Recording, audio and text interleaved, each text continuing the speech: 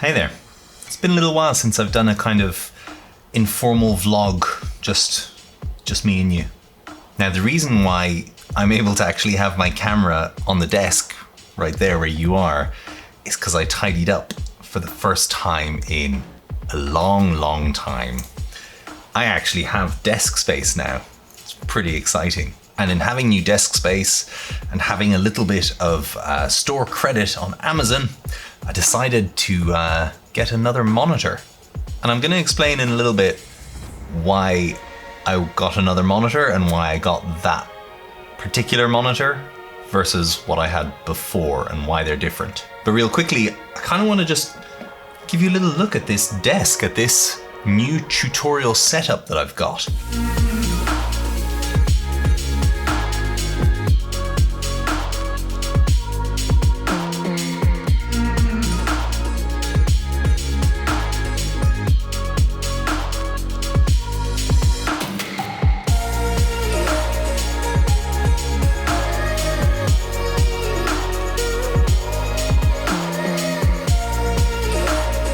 So right over here, we've got the A6500, which has the 16mm by Sigma standard. That's what I've been using for the last few years for tutorials. That's what I'm going to continue using because it's awesome. But I've gone and lowered down the camera compared to the previous angles that I used, and I've turned it in slightly and pushed it slightly further away so that you can see a little bit of the screen when I'm editing. You can see some keyboard action, my control surface action, that kind of stuff.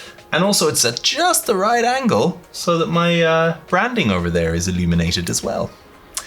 Now, one thing that I've done which I didn't do in the past is that I've actually switched the A6500 from 4K to 1080p because this allows me to use face tracking, because I realized in quite a number of tutorials that my face was just not in focus while I was talking.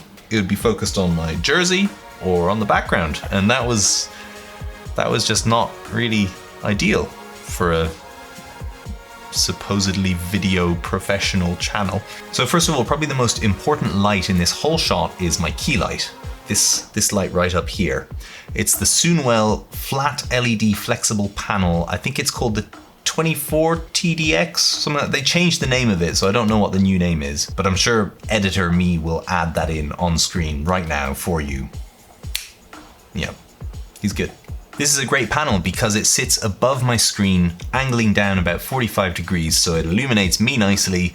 It's also just a really nice light to work with when, even if I'm not making a tutorial, that I've just got on to kind of give me a little bit of ambience so that the screen isn't too harsh after a long time looking at it. I don't get a headache after editing for hours and staring at this screen. Now, I did make a review of this light and I would still strongly recommend it for anyone who is kind of struggling with space like this, where they don't have room to have an aperture 120D going through a light dome above their desk. My desk is about 10 centimeters away from the wall. I don't have room for that. My ceilings are not tall enough for that. So having a flat panel like that, really good. And it comes with a nice grid, so it diffuses, but it doesn't cast everywhere. And as you can see in the tutorial angle, it's a pretty flattering light. It's nice and shaping. So then my second most important light is actually my rim light that you see here. That is this guy right here. Can't see because of the chair. That is this guy right here. That is the newer RGB 480, which is also an RGB panel, as the name suggests. It's really good. It's a very cheap panel. It gives a great quality of light.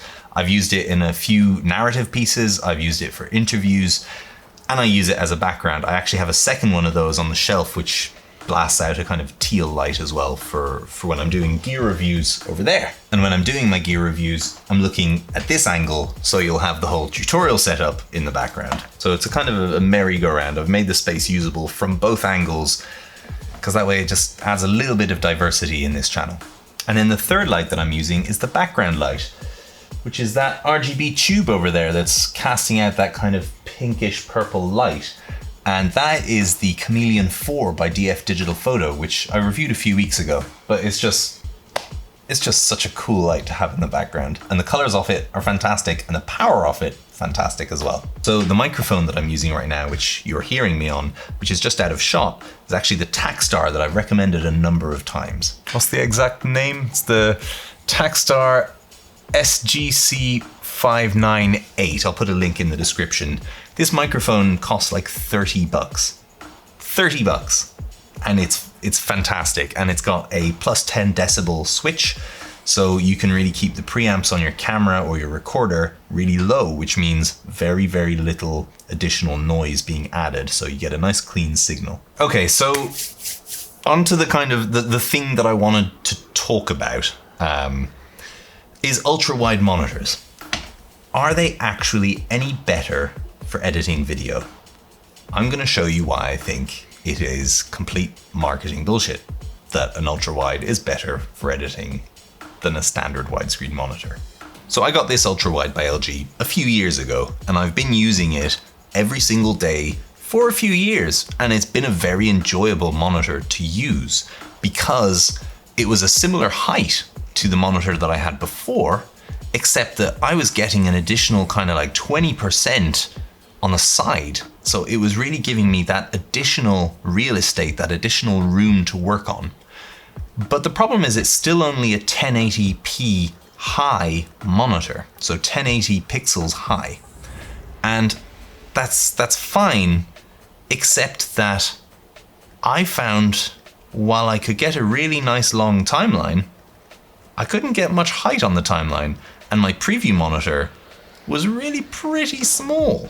And so recently I had a little bit of credit left over on Amazon, and so I decided to order LG's cheapest 4K standard widescreen monitor and test it out against it and compare them.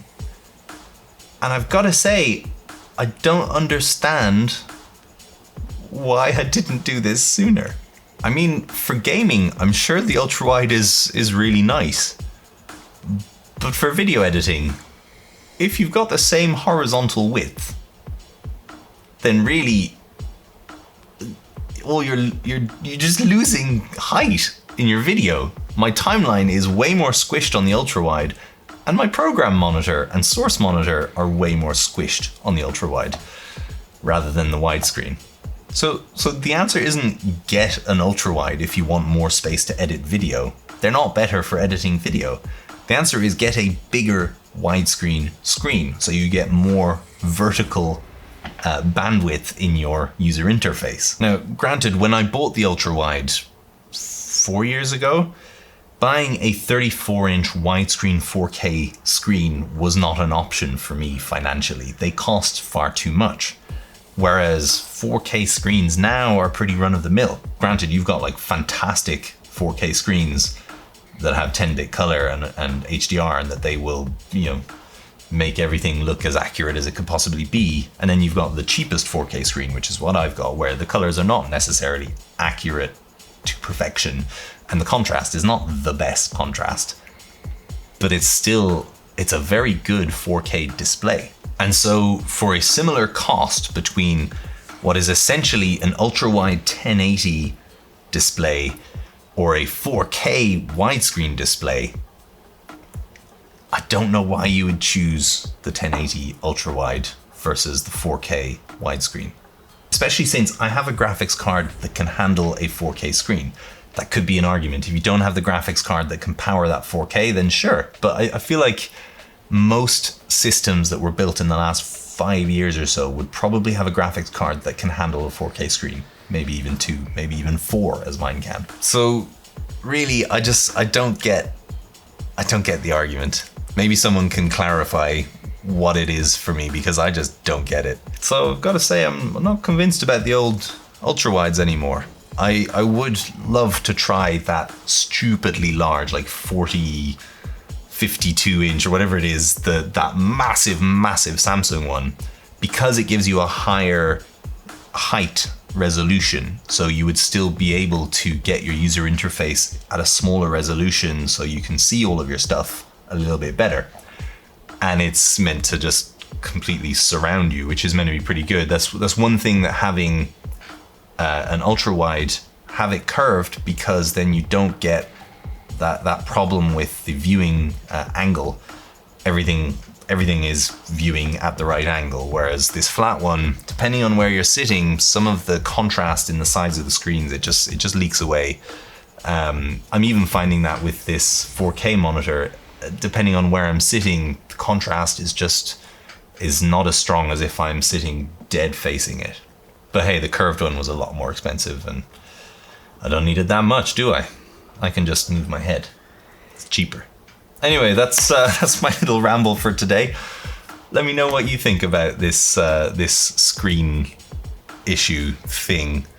Do you think that it makes a difference to have ultra wide when you've got like half the resolution vertically? I'm not sure it does. And yeah, let me know what you think about this new tutorial space. What do you think about this angle? Does it look good? Are you looking forward to learning through my tutorials from this angle? Bit of a weird thing to say, but there we go. Give it a thumbs up if you liked what you saw. Hit that subscribe button, ring that bell to be notified of my next video, and I'll see you soon. Cheers. Wow, look at that. Look at that ultra wide. That's bonkers. See ya.